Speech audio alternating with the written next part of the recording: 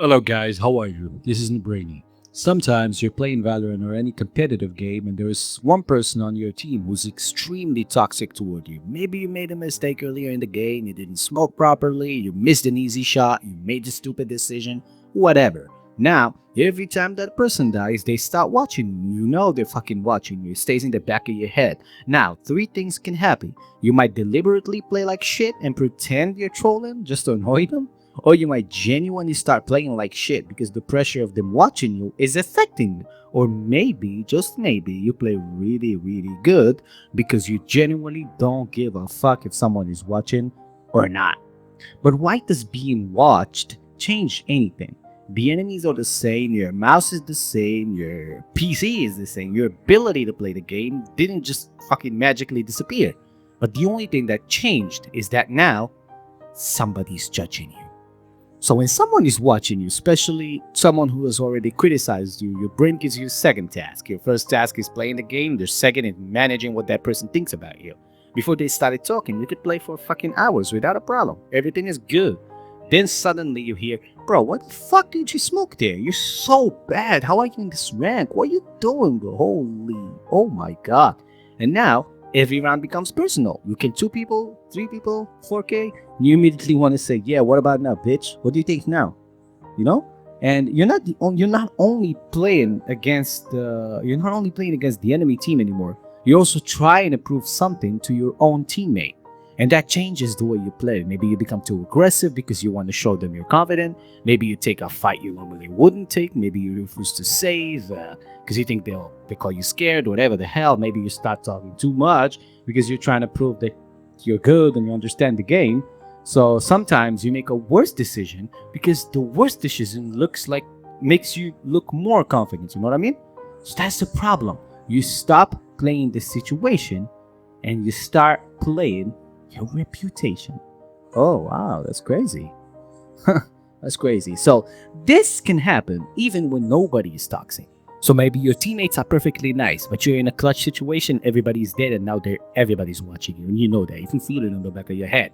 And suddenly you have 20 different instructions inside your head. Don't lose, don't miss, don't embarrass yourself, you have to clutch this. You've been talking too much, you've been saying you're ascendant and you're playing diamond or black.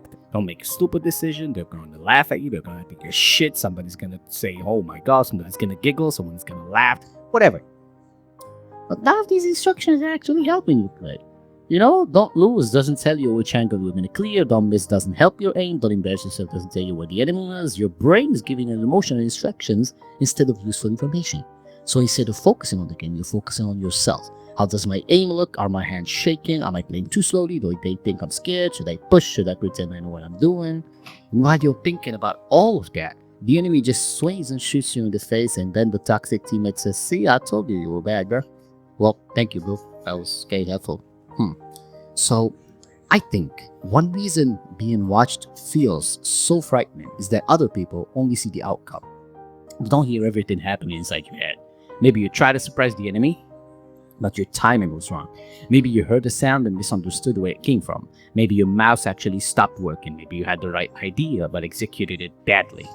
Maybe, just maybe, your aim was simply shit. That also happens. But the person watching you usually sees one thing.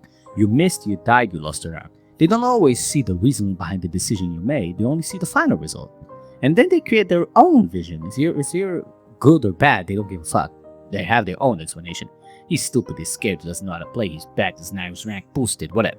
And because you know they might think that, you begin defending yourself before they even said anything. Sometimes a toxic person doesn't even need to speak anymore. You start doing their job for them. You imagine the insult before it comes. You imagine them laughing. You imagine what they're going to say after you die. So now you're fighting the enemy in front of you and an imaginary conversation behind you. That's a lot of work for one round of Valorant. And obviously, this does not just happen in games. You might know your entire presentation perfectly. Then you stand in front of people, look at their faces, and suddenly forget the English language. You might normally drive perfectly well. Then someone sits next to you and starts saying, why are you driving so slowly? And then why are you so close to that car? Why did you take this road? Now you're not only driving, you're driving while monitoring the opinion of your driving. You might know the answer during an exam, but once you feel the pressure, your mind goes black. You might be cooking normally, cutting vegetables perfectly, feeling like Gordon Ramsay. and somebody stands behind you and watches, suddenly you don't know how to hold a fucking knife. You go from Gordon Ramsay to someone who has never seen an onion before. Maybe someone you have a crush on enters the room, right? 5 seconds ago, you were speaking normally. Now, you're thinking about how you're standing, what your face is doing, whether your voice sounds strange, and whether everything you're saying is stupid. The same thing can happen when somebody you really respect enters the room. Manager, professor, professional player, someone you idolize. Your attention moves away from what you're doing and toward how you are being perceived by those people. So, now I want to make it clear. Not every nervous moment is a panic attack. If you miss a shot because people are watching you, that doesn't automatically mean you have some serious psychological condition. Sometimes you're just nervous. Sometimes you're under pressure. Sometimes you're distracted. Sometimes you care too much about the outcome. Sometimes you're tired. And sometimes your aim is genuinely terrible that day. We don't need to turn every normal human reaction into a diagnosis. The point of this video isn't to diagnose you. The point is to notice what happens to your attention when you feel judged. Because once you notice it, you can do something more useful than telling yourself, well, don't panic. Telling yourself not to panic is like telling yourself not to think about an elephant. Now you're thinking about the elephant and you're still losing the clutch. So what can you actually do? First, stop giving yourself instructions that have no actions inside of them. Instead of don't lose, tell yourself, clear the close angle. Instead of don't miss, tell yourself, take your time with the first shot. Instead of don't embarrass yourself, tell yourself, listen for the footsteps. Give your attention a real job, something small, something very specific. Because you don't need to solve your entire reputation in one round, and nobody gives a fuck. The game is gonna end and goodbye everybody. You only need to make the next decision. Second, understand that you don't need to feel completely calm before you can play well. A lot of people become nervous, notice that they're nervous, and then become nervous about being nervous. My hands are shaking. Why aren't my hands shaking?